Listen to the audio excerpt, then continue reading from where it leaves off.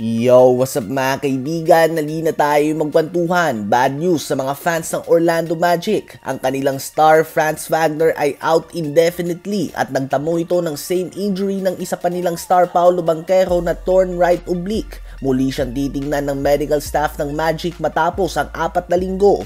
So tiyak na nga na out siya ng 4 na linggo o isang buwan. Yung kay Banchero nga ay nilista siya bilang out ng at least 4 to 6 weeks. Ang sinabi nila ay out indefinitely si Wagner but we can expect at least na pareho ito kay Banchero na 4 to 6 weeks. Hindi maganda ang timing nito para sa Magic. Bago nga sila matalo kahapon ng Sixers ay naipanalo nila ang 13 sa kanilang last 14 games at hawak ang third best record sa Eastern Conference sa 16 wins and 9 losses. Si Wagner nga ay nagpapakita ng All-Star season ngayon mga kaibigan at nagtatala siya ng 24.4 points, 5.6 rebounds, and 5.7 assists per game. Siya nga nagpapatakbo ng offense ng Magic team na ito ngayong out si Banchero. So malas nga ng Magic dahil nagtamo ng injury si Banchero noong November 18 at expected na out din siya ng 2 o 3 linggo pa. Ibig sabihin ay posibleng wala ang kanilang star duo ng 2 to 3 weeks. Imagine ang Lakers na walang LeBron and AD,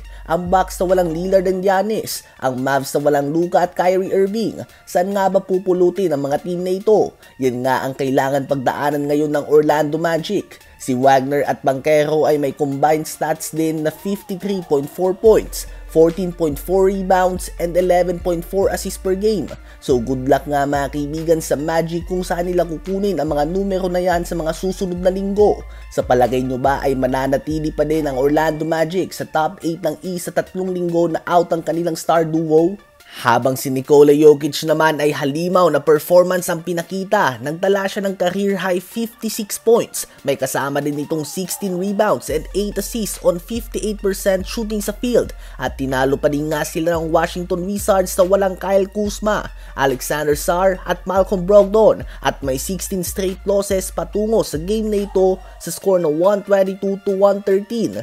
56 points nga ang ginawa ni Jokic at 57 points ang ginawa ng kanyang mga kakampi. Responsible nga si Jokic for more than 75 points ng Denver Nuggets. 22 of 38 sa field si Jokic at 24 of 56 naman ang kanyang mga teammates. Mahiya naman nga sana ang Denver Nuggets kay Jokic mga kaibigan at bigyan na siya ng additional na tulong na kailangan niya. Sa Wizards ay nanguna ang 39 points, 5 rebounds and 8 assists si Jordan Poole on 9 of 20 shooting sa 3-point line. 23 points, 8 rebounds din si Justin Champagnie. At 20 points, 12 rebounds, 5 assists and 5 blocks si Jonas Valanciunas. Ito na ang unang panalo mga kaibigan ng Washington Wizards mula noong October 30. Ano ba masasabi nyo tungkol dito? I-comment yan sa baba at aking babasahin yan. Huwag kakalimutan na mag-like, mag-subscribe at i-hit ang notification bell for more updates at kwentuhan. Maraming salamat po.